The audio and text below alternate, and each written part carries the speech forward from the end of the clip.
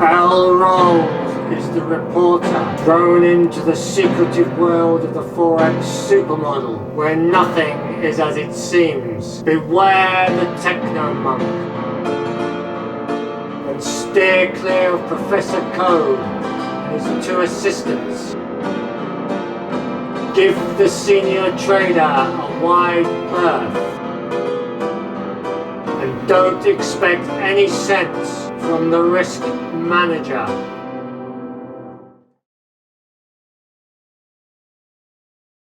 Good morning, I'm Professor Code and this is the Forex Super Model daily briefing for Friday the 13th of the 8th, 2021.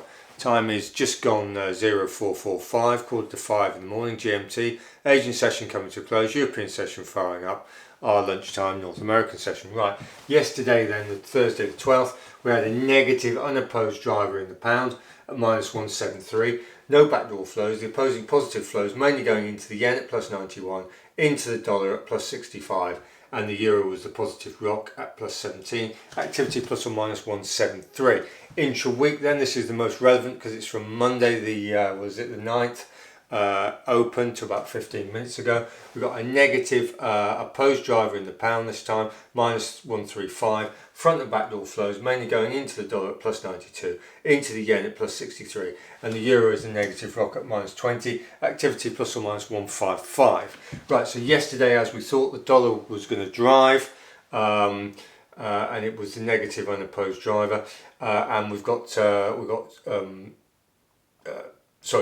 pound was going to drive, and it was a negative unopposed driver, and the pound has been driving negatively this week, but it's opposed. Right, intraday then, this is the Asian session to about 15 minutes ago. We've got a positive opposed driver in the euro at plus 30. Front and back door flows mainly coming out the yen at minus 26, out the dollar at minus 18, and the pound is a positive rock at plus 14, activity plus or minus 44. Right, what's going to knock it about? We've got AUD Tier 2 home sales coming out very shortly, just prior to this. Mexican consumer sentiment, which is a Tier 1 event, and that's pretty much it. And we've had a relatively light data week anyway. Looking out to next week, Monday we've got China's retail sales, Monday the 16th, and Tuesday the 17th we've got US retail sales.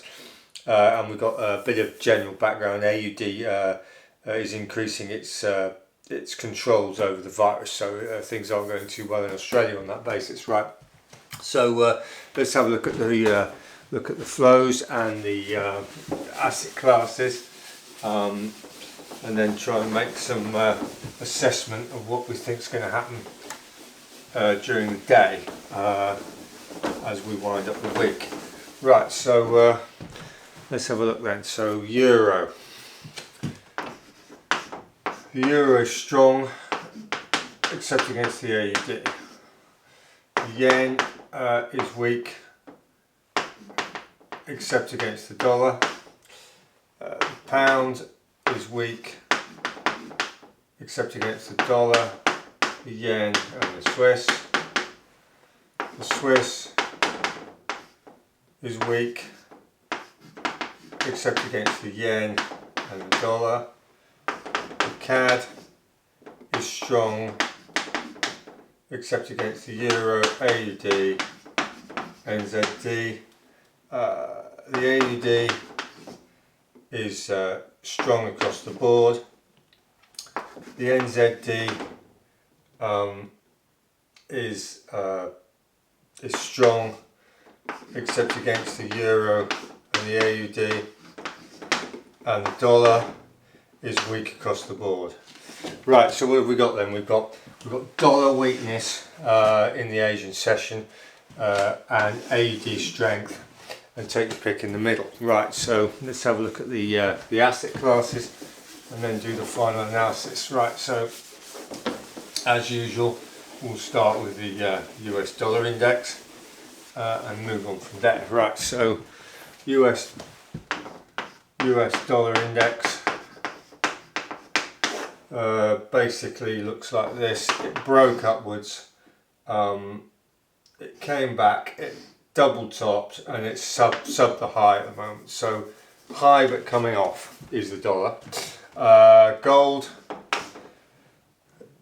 Gold basically had that sort of minor double top there, had that spike down, and it's come back and it's 0.33 from the floor. So it's still soft, but it's had a fair recovery from its lows. Oil had that big pump up. It came right back. It went up a bit, and it's now sort of 0.35, about just above a third from the model floor. So oil's thinking about it, about coming back up. Wall Street had that treble top, and then it's broken, and it's just come back slightly from the highs, the new highs. S&P basically broke twice, and it's now at the highs. The tech broke there, and it's just slightly above the previous resistance. So that's where we are on the tech. So the tech's still a little bit weaker than the other two, but it's not too much different. US 10-year, this is the bonds and this is the price. So you had that big rise in the US 10-year price. It came back, it broke again, and it's come back down, and it's now 0.45 from the high. So it's prices have come back down, so yields have improved, increased, and it's 0.45 from the high. So it's above half marks, if you like. So and the bond,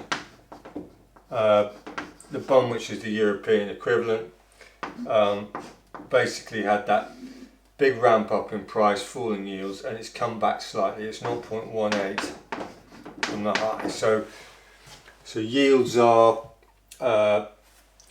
strengthening up both in Europe and America, but more significantly in the US at the moment. Copper, remember, had that long period of chop. Then it did that big break. It came right back, and it's now chopping again, and it's now 0.42 from the floor. So it's just below half marks, softish. And US steel basically came off. It eventually came back to its previous high, and it's now just come off slightly. So US steel didn't break the previous high, double topped, if you like. All right, so that's where we are with that. Just rub this off and then make some sense of what's going on. I mean, when we're trading around our core positions, we're trying to identify full complex moves in the majors, because in the short term that's the best place to trade, and a full complex move is against the 7 FX pairs that make up the complex. Anyway, so right, so let's just grab this. Now, just to remind you that last week, which was the 2nd to the 6th, in terms of Monday to the Friday, we had a negative opposed driver in the euro at -211. So we had yen weakness driving, dollar strength, pound strength, and yen weakness. Euro weakness driving. If I said yen, I can't remember now. Right, so euro weakness last week. And basically this week we've got pound weakness at the moment, which is getting near the end of the week. So the pound is the opposed negative driver, and so that's where we are. So, and if we look at the majors, pound, euro, yen, dollar, euro, yen, pound. You've got this situation where the pound, let's start with the pound yesterday was the unopposed negative driver, and it's now operating as the opposed negative driver. So the pound is thinking about sort of recovering. So it's negative, and it's gone into neutral, and it's just starting to think about coming up. The dollar the dollar was the positive mover yesterday, and over the week the dollar is now the positive secondary driver, and last week, as we said, the dollar was strong as well. So the dollar's thinking about coming off. So the dollar is sort of topping out, if you like, and the euro, by the same token, the euro, which is in the Asian session, the euro and the pound are coming up. So you've got strength coming in the euro, strength coming in the pound, weakness in the dollar and the yen. And if you look at the the flows, we've got the AUD is strong across the board despite all this virus stuff. The NZD is strong. The dollar's starting to weaken and is weak across the board in the Asian session, and the equities are sort of at their tops and look like they want to go on. So it's likely we're going to get a dollar weakness in the dollar, weakness in the yen through the equity transmission, and if you've got flows out the dollar and the yen, they've got to go somewhere, and they're going to go into either the euro or the pound. The pound quite likely could have a good punch up, so the pound is likely to be positive and the euro is likely to be neutral to positive. So that's where we are today, and so look out for the pound to recover, the dollar to go soft, and the yen and the euro to be the yen to be soft neutrally and the euro to be stronger neutrally. So that's where we are. So thank you for watching. Hope that was useful. See you over the weekend for the data cycle and the flow weekly review. Thank you.